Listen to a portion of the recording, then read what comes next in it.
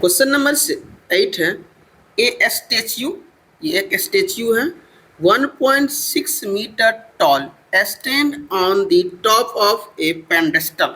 ये एक पेंडेस्टल है, इसके ऊपर 1.6 मीटर का एक स्टेच्यू रखा हुआ है, ठीक।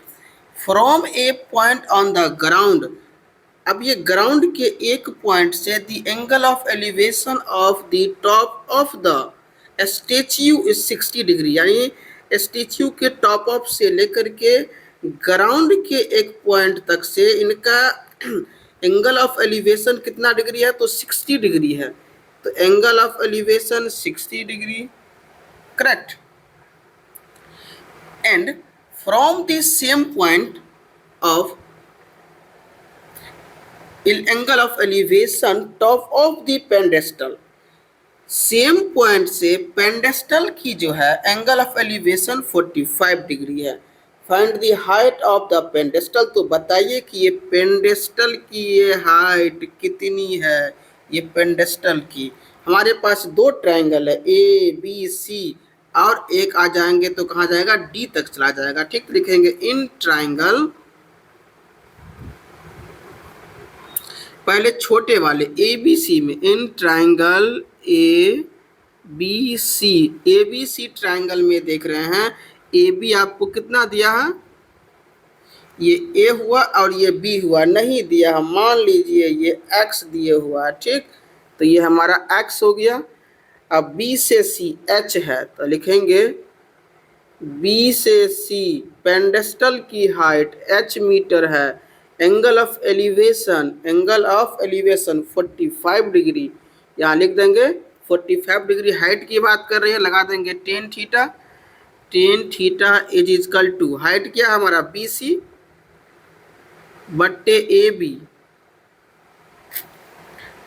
एंगल ऑफ एलिवेशन 45 डिग्री है, तो 45 degree is equal to B से सी एच है, लिख लेंगे एच बाई ए बी क्या है हमारा एक्स है, एक्स 1045 का वैल्यू 1, एच बाई एक्स, यानी इसको क्रॉस गुना कर लीजिए तो X is equal to H meter, हमारा इक्वेशन नंबर फर्स्ट हो गया। चलते हैं सेकंड ट्रायंगल की तरफ। अब हमारा एक और ट्रायंगल है,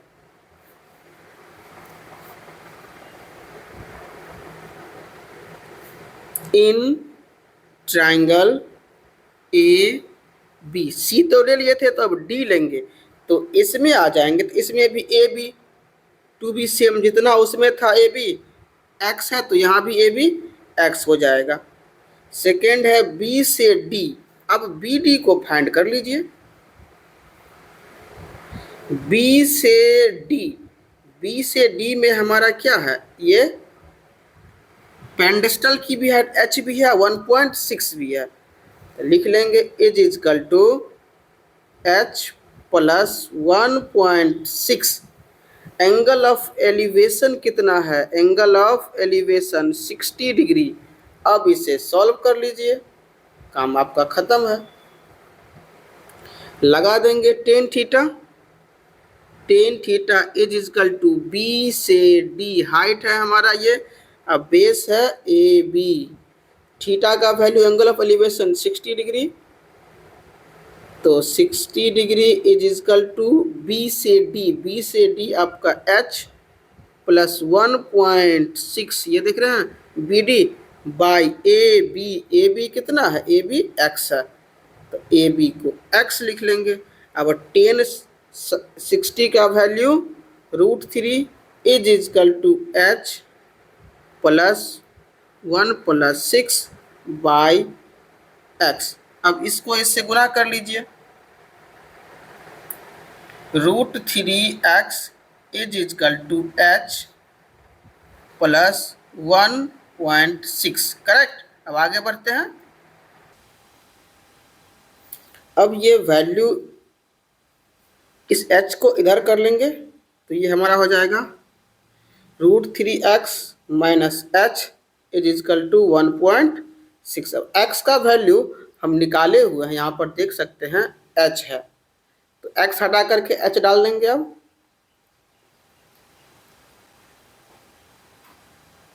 √3 ये x हटाएंगे तो h डाल देंगे, h minus h is equal to 1.6, दोनों में h है, h कर लेंगे common, √3 minus 1 is equal to 1.6, ये मल्टीपल में आ जाएगा डिवाइड में, h is equal to 1.6 divided by √3 minus 1। इस तरह का सिचुएशन अगर आपके पास आए तो हम लोग इसका परिमेयकरण कर देते हैं, यानी रूट हटाते हैं, रेशनलाइज कर देंगे इसका, इज इक्वल टू 1.6, जो नीचे है वही ऊपर लेंगे बट साइन चेंज करके लेंगे। तो √3 है तो √3, माइनस है तो प्लस, और जो ऊपर लिए है वो एक बार सेम नीचे लेंगे।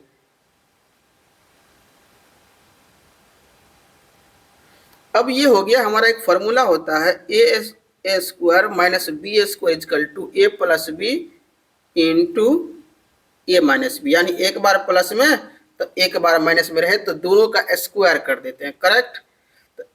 1.6 इंटू √3 प्लस 1 बाई, एक बार प्लस में एक बार माइनस में है, ये इस फार्मूला के फॉर्म में है, तो एक का यानी √3 का स्क्वायर 3 और 1 का स्क्वायर 1, h इक्वल टू